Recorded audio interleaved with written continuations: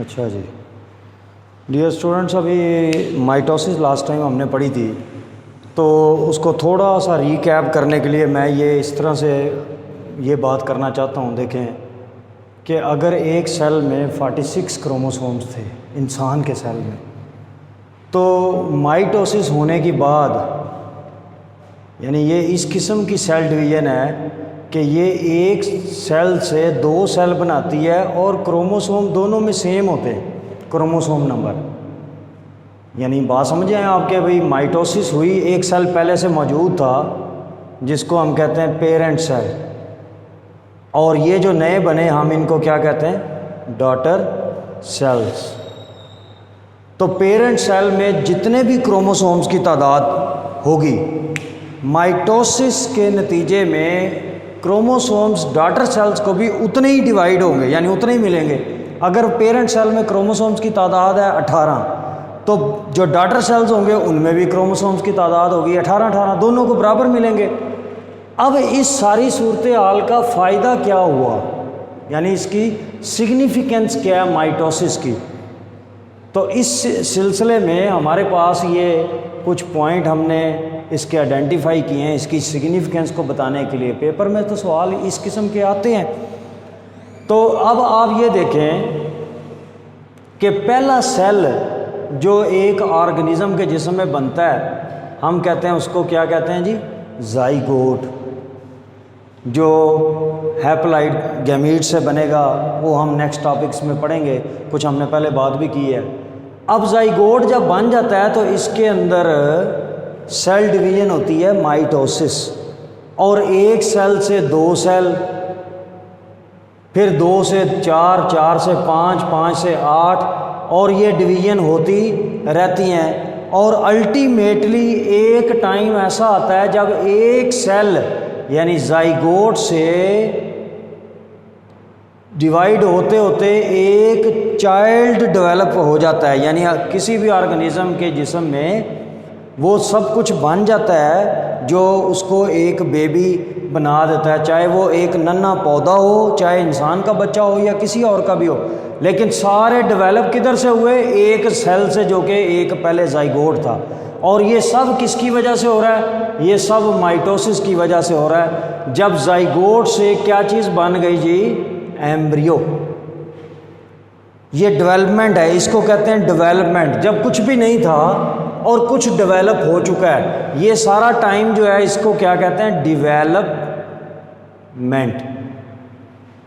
Embryo بن گیا، birth ہو گئی، اگر وہ انسان کا بچہ ہے تو پیدا ہو گیا، اور مختلف جانوروں کا اگر وہ ویوی پیرس ہیں، ایگ لے کرتے ہیں، تو انڈے میں سے بچہ باہر نکلا ہے، یعنی یہ سٹیج آ گئی. اور اگر ایک پودے کا ننھا پودا ہے تو وہ بیج میں سے باہر نکلا ہے، سیڈلنگ جس کو کہتے ہیں، تو وہ بھی ایمبریو ہی ہے. تو یہ سارا وقت جو ہے یہ کیا ہے جی؟ ڈیولپمنٹ.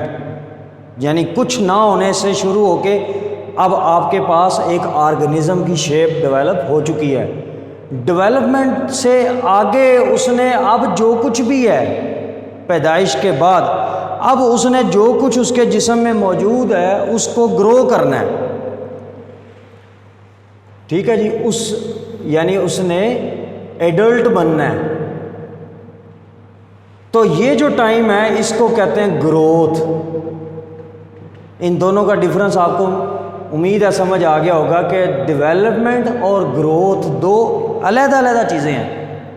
جب آپ کو وہ کہہ رہے تھے کہ ایمبریولوجی آپ پڑھیں یا ایمبریولوجی کی بات کر رہے تھے، وہ اصل میں یہ بات کر رہے تھے جس کو کہتے ہیں ڈیولپمنٹل بایولوجی. اسی برانچ ہے نا ڈیولپمنٹل بایولوجی، کہ کوئی بھی آرگنزم جو ہے زائگوٹ سے آگے ڈیولپ کیسے کرتا ہے، اس کے اندر باڈی کیسے بنتی ہے، آرگنز کیسے بنتے ہیں، شیپ کیسے بنتی ہے، اور جب وہ اس کی برتھ ہونے کے پاس وہ پہنچ گیا ہے، اپنی اس شیپ ایزیوم کر گیا ہے، آرگنز بن گئے ہیں، وہ پھر ایمبریو بن گیا. یہ سارا ٹائم یہ کس کے اوپر ڈیپینڈ کرتا ہے؟ یہ سب کام ڈیپینڈ کرتے ہیں مائٹوسس کے اوپر. کیوں کہ ایک سیل سے سیل ڈیوائیڈ کری جا رہے ہیں، نئے سیل بنی جا رہے ہیں، اور سب سیل سیم ہیں.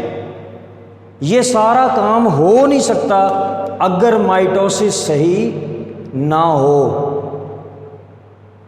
اور پھر مائٹوسس کے بعد اس آرگنزم کی گروتھ نہیں ہو سکتی اگر اس میں مائٹوسس پراپر نہ ہو رہی ہو. تو یہ سارے کام جو ہیں ڈیولپمنٹ اور گروتھ یہ سب ڈپینڈ کرتے ہیں کس کے اوپر؟ مائٹوسس کے اوپر. تو دس از دا گریٹسٹ سگنیفیکینس آف مائٹوسس. مائٹوسس کی سب سے بڑی اہمیت کیا ہے کہ اس کے اندر وہ آرگنیزم پیدا بھی ہوتا ہے, گروتھ بھی ہوتی ہے, اور کنٹینیوسلی آپ اپنے نیلز کو کاٹتے ہیں, بال کاٹتے ہیں, جسم بڑھتا ہے, چھوٹا سا بچہ ہوتا ہے, بڑا ہو جاتا ہے, یہ سب کس کی وجہ سے ہو رہا ہے؟ یہ مائٹوسس کی وجہ سے ہو رہا ہے, کیونکہ نیو سیل مائٹوسس ایڈ کرتی رہتی ہے. جب نیو سیل ایڈ ہوتے ہیں تو گروتھ ہوتی ہے, کیونکہ گروتھ کہتے ہی کس کو ہیں؟ گروتھ کس کو کہتے ہیں جی؟ Increase in number.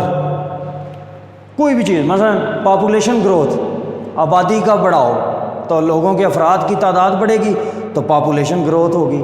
اگر پیسوں کی تعداد بڑھے گی کیپٹل گروتھ ہو جائے گی. تو اس طرح گروتھ کیا ہے؟ Increase in number. تو انکریز ان نمبر کس کی وجہ سے ہوتا ہے؟ مائٹوسس کی وجہ سے. ایک سیل تھا اس سے 2 بنے, 2 سے 4 بنے, 4 سے 8 بنے, اور اس طرح اگر 1 لاکھ تھے تو 2 لاکھ بنے, 2 لاکھ پھر تقسیم ہوئے. تو اس طرح گروتھ ہوتی ہے, اور یہ سب کس کے اوپر ڈپینڈ کرتا ہے؟ مائٹوسس کے اوپر. دوسرے نمبر پہ ہمارے پاس ہے سیل ریپلیسمنٹ, جو مائٹوسس کا بڑا کردار ہے اس میں. دیکھیں آپ کے یہ ہمارے سکن ہے, خاص طور پہ ہاتھوں کی, اور وہ باڈی کے حصے جن زیادہ استعمال ہوتے ہیں, اور اسی طرح جو ڈائجسٹو سسٹم ہے جن کو کنٹینیوسلی وہ پیرسٹالسس کرنی ہوتی ہے, مسلز موو کرتے ہیں, تو ان میں سیلز مسلسل سلف آف ہو رہے ہوتے ہیں, ٹوٹ رہے ہوتے ہیں, مر رہے ہوتے ہیں. تو ان سیلز کو نئے سیلز بنیں گے تو ان کو ریپلیس کریں گے. جو پہلے سیل ڈیڈ ہو رہے ہیں, مر رہے ہیں, خراب ہو رہے ہیں, ڈیمیج ہو رہے ہیں, تو continuously new cells are added. نئے سیل پیدا ہوتے رہتے ہیں, نئے سیل ایڈ کیے جاتے ہیں. وہ جو نئے سیل ایڈ کرنے کا عمل ہے اس کو کہتے ہیں سیل ریپلیسمنٹ. وہ بھی کس کی وجہ سے ہوگا؟ مائٹوسس کی وجہ سے ہوگا. تیسرے نمبر پہ ریجنریشن. ہر آرگنیزم میں تو یہ ایبلٹی نہیں ہوتی, لیکن بہت سارے آرگنیزم ایسے ہیں جن میں یہ ایبلٹی ہوتی ہے. مثلا آپ کے پاس اگر سی سٹار ہے, جس کو پہلے سٹار فش کہتے تھے, اور اگر اس کا ایک بازو کٹ جائے یوں, تو اس کے اندر اتنی ایبلٹی ہے کہ یہ اپنا باقی کا جو بازو ہے اس کو ریجنریٹ کر سکتی ہے. یہ میں جو بات کر رہا ہوں وہ سمجھ رہے ہیں؟ ریجنریٹ کر رہی ہے, نیا دوبارہ. ہمارے میں اتنی ایبلٹی یہ چیز نہیں ہے. خدا نہ خواستہ کسی کے ہاتھ یا انگلی یا ناخن یا یہ اوپر والا ایک ناخن کا حصہ ہی کاٹ جائے, ٹوٹ جائے نا, کٹ جائے انگلی کا, تو یہ ریجنریٹ نہیں ہوتی. لیکن بہت سارے آرگنیزم میں ریجنریشن کی ایبلٹی ہوتی ہے, اور یہ ریجنریشن ہوتی ہی کس وجہ سے ہے؟ مائٹوسس کی وجہ سے.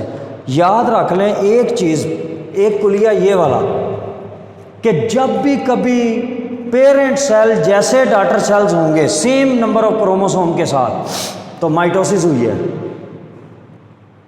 اگر اس میں کٹ لگ جاتا, کروموسومز کی تعداد ہاف ہو جاتی, پھر مائٹوسس نہیں ہوئی, پھر میوسس ہوگی. یہ ایک فارمولہ ذہن میں رکھ لیں. تو ہماری باڈی میں ہر وہ کام, پورے دنیا کے آرگنیزمز میں, پلانٹس میں, اینیملز میں, ہر وہ کام جس میں کروموسوم نمبر سیم رہ کر سیلز کی تعداد بڑھ رہی ہے, تو مائٹوسس ہے اس کے پیچھے. ٹھیک ہے جی. لیکن ایک بات اور بھی ہے, وہ جو جس میں ہم نے کہا تھا کہ بائنری فیشن بھی ہوتی ہے, وہاں پہ یہ فارمولہ ایپلیکیبل نہیں ہے, کیونکہ اسپنڈل فائبرز بنتے نہیں. امیبا وغیرہ میں یہ ہم نے پڑھا تھا. دوسرے نمبر پہ اے سیکسول ریپروڈکشن.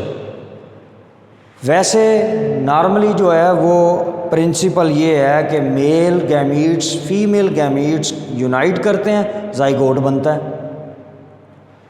یعنی یہ جو 46 کروموسوم بنے تھے, یا یہ جو زائگوٹ بنا, تو اس میں اگر انسان کا زائگوٹ ہے تو ہاف کروموسوم پیرنٹ سے آئے ہوں گے, یعنی مدر سے آئے ہوں گے, ہاف کروموسوم فادر سے آئے ہوں گے, ہاف کروموسوم سپرم میں ہوں گے, اور ہاف جو ہے وہ ایگ ہوگا, اور ایک زائگوٹ بنے گا 46 کروموسوم والا. یہ دونوں مکس ہو گئے تو 46 کروموسوم بن گئے.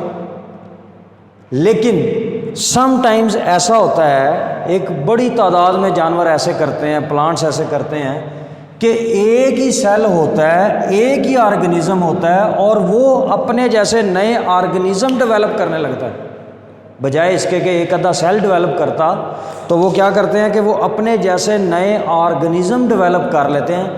اس کے لیے اگر تو یہ نارمل ہوتا ہے ایسے جیسے یہ بنا ہوا ہے، تو اس میں میل فیمیل ہوتے، ہم اس کو کہتے ہیں سیکسول ریپروڈکشن، کیونکہ یہ جنس ہے، سیکس ہے جس کو ہم کہتے ہیں جنس، نسل، میل یا فیمیل جنس،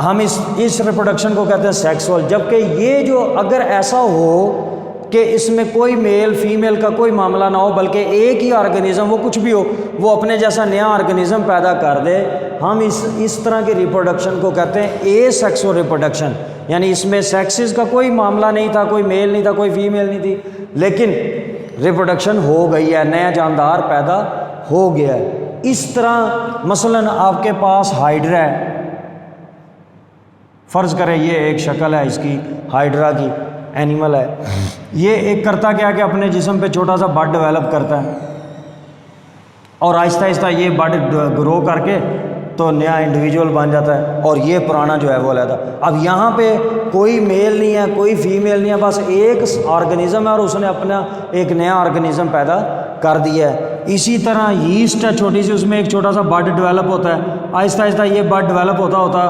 علیحدہ بھی ہو جاتا ہے اور ایک نیا آرگنزم بن جاتا ہے، اور جو پہلے والا ہے وہ بھی سروائیو کر رہا ہوتا ہے۔ تو اس طرح کی جتنی بھی ریپروڈکشنز ہوں گی جس کے اندر کوئی میل فیمیل گیمیٹس یونائٹ نہیں کریں گے، زائگوٹ نہیں بنے گا، بلکہ ایک آرگنزم سے نئے جاندار بن جائیں گے، اس کو کہتے ہیں ہم اے سیکسول ریپروڈکشن۔ اور یہ بھی ساری ڈیپینڈ کرتی ہے مائٹوسس کے اوپر، اس نے بھی مائٹوسس کے ذریعے ہی ریپروڈیوس کرنا ہے۔ تو یہ اس کی سگنیفیکینس ہے، مائٹوسس کی سگنیفیکینس کا مطلب اس کی اہمیت کیا ہے، اس کے فائدے کیا ہیں۔